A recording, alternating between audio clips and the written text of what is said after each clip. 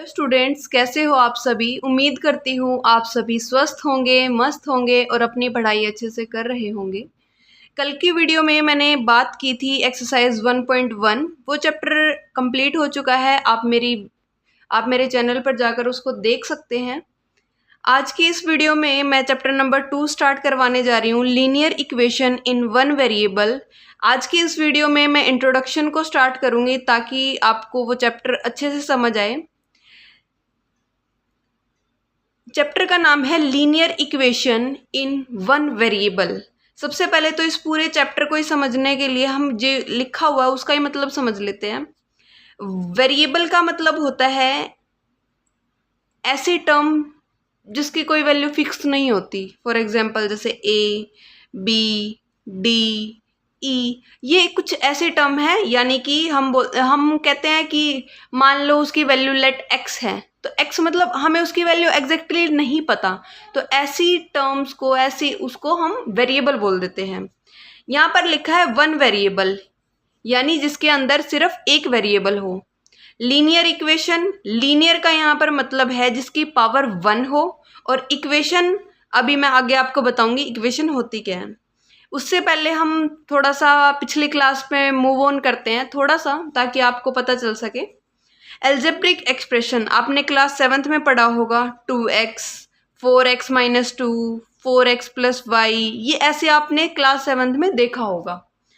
अब इक्वेशन क्या होती है, अब आप ध्यान से देखेंगे ये क्या है, एक एल्जेब्रिक एक्सप्रेशन। एल्जेब्रिक एक्सप्रेशन यानी ये 5x = 25। यहाँ पर जो ये इक्वलिटी का निशान है प्लस ये टर्म प्लस ये पूरी एक इक्वेशन बोली जाएगी। क्या बोली जाएगी? एक इक्वेशन बोली जाएगी। ऐसे ही दूसरी इक्वेशन को देख लीजिए जिसमें ये वेरिएबल है, 3 is constant term and is equal to का निशान होना चाहिए, तब हम उसको एक पूरी इक्वेशन बोल सकते हैं। ये भी एक इक्वेशन है। अब इक्वेशन में दो साइड होती हैं, left hand side, right hand side. Left hand side में ये वाली चीज और राइट हैंड साइड में ये, और बीच में इक्वलिटी का साइन होता है। मैंने ऊपर भी बताया x यहाँ पर क्या है, वेरिएबल, यानी जिसकी कोई वैल्यू फिक्स नहीं होती। यहाँ पर हम कुछ भी वैल्यू पुट आउट कर सकते हैं, अभी हमें उस वैल्यू का नहीं पता, ऐसी वैल्यू। अब लीनियर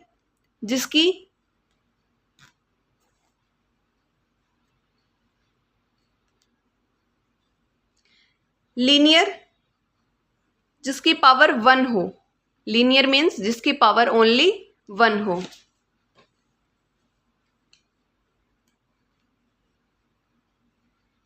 वन वेरिएबल यानी जिसके अंदर एक वेरिएबल हो, ओनली सिर्फ एक वेरिएबल होना चाहिए। जैसे ए, बी, सी, जैसे इस टर्म में देखिए सिर्फ x एक वेरिएबल है और कोई तो नहीं है।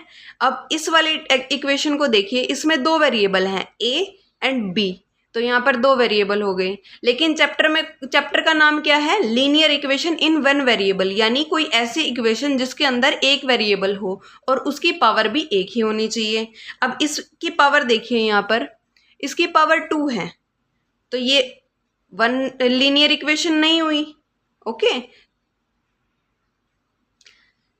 चलिए अब इन इक्वेशन को, आपकी एक्सरसाइज में जो इक्वेशन यूज होने वाली है उनको थोड़ा सा एग्जाम्पल के साथ समझते हैं। ये आसान इक्वेशन है, थोड़ी मुश्किल भी है, आपको दोनों अच्छे से करनी है ताकि आप एक्सरसाइज को अच्छे से कर पाओ।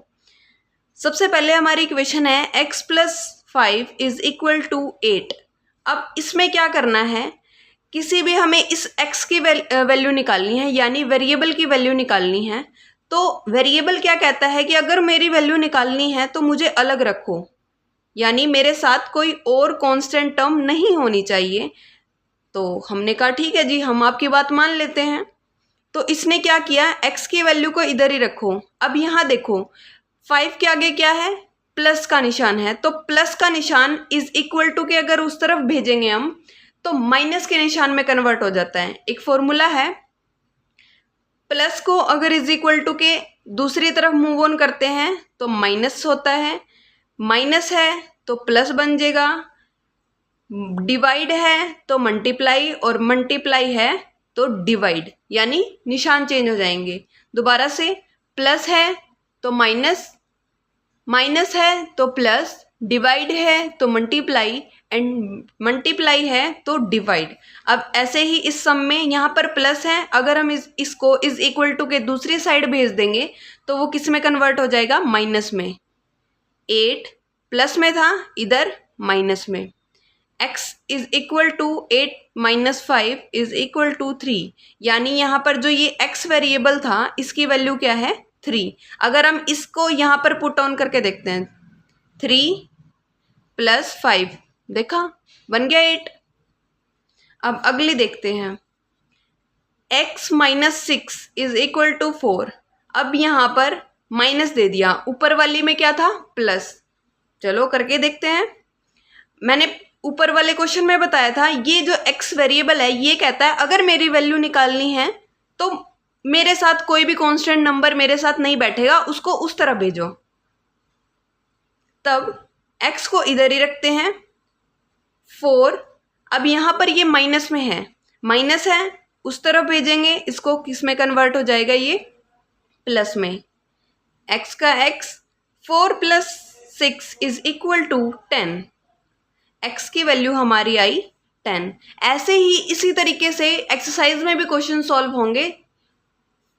अब यहाँ पर आप ध्यान से देखेंगे, x डिवाइड बाय 2, अब ये डिवाइड में दे दिया है और इज इक्वल टू 20 दे दिया है। अब इसमें क्या करना पड़ेगा, यहाँ पर ये जो डिवाइड में है, मैंने बोला था डिवाइड में है तो अगर हम उसको उधर भेजेंगे तो मल्टीप्लाई में हो जाएगा। x को इधर ही रखें, 20, इधर 2 डिवाइड में, उधर जाएगा तो मल्टीप्लाई में। x की वैल्यू हमारी निकली 20 multiply 2 is equal to 40। x की वैल्यू क्या निकली हमारी, 40। नेक्स्ट सम करते हैं। अगले सम में हमें दे रखा है x 4 के साथ मल्टीप्लाई में है।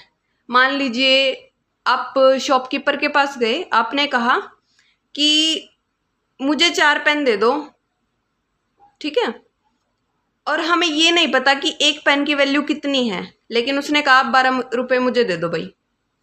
तो हमें एक पेन की वैल्यू निकालनी है, तो कैसे निकालेंगे मैंने पिछले क्वेश्चन में बताया था कि अगर x की वैल्यू निकालनी है, x को अकेला रखो, बाकी जितनी भी चीज़ उसके साथ प्लस में, माइनस में, मल्टीप्लाई में, डिवाइड में है, उसको इज इक्वल टू के दूसरी साइड भेज दो ताकि हमारा क्वेश्चन सॉल्व हो सके।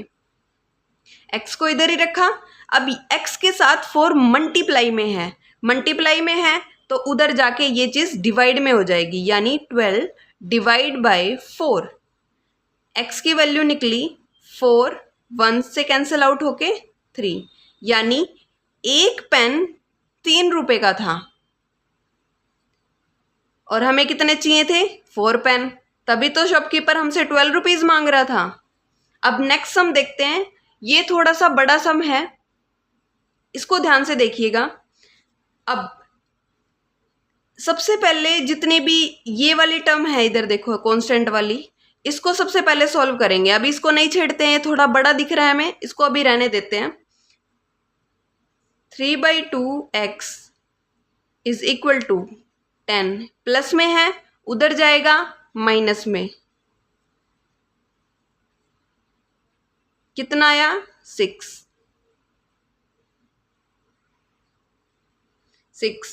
अब यहां पर जगह हमारी कम है तो इधर लिख लेते हैं इसको,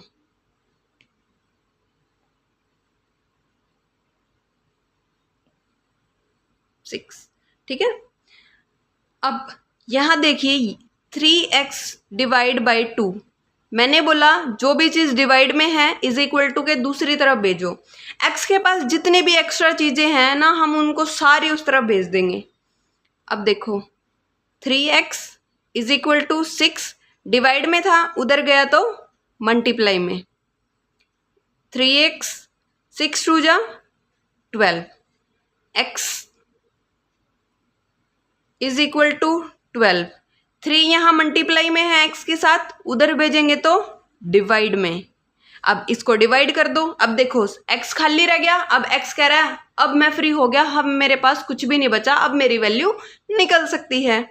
तो x को इससे डिवाइड, इससे 3 को डिवाइड किया, 3 1 जा 3 और 3 4 जा 12, x की वैल्यू निकली 4। ये क्वेश्चन दोबारा देख लीजिए। सबसे पहले इस बड़े वाले को नहीं छेड़ते हैं, ये बड़ा भाई साहब है, गुस्सा हो जाएगा। सबसे पहले छोटे की बात करते हैं। प्लस में है, इस तरफ भेजा हमने 4, माइनस में होके 6 वैल्यू आई। यहाँ पर जगह कम थी तो हमने इस तरफ कर दिया। 3x divide by 2 is equal to 6।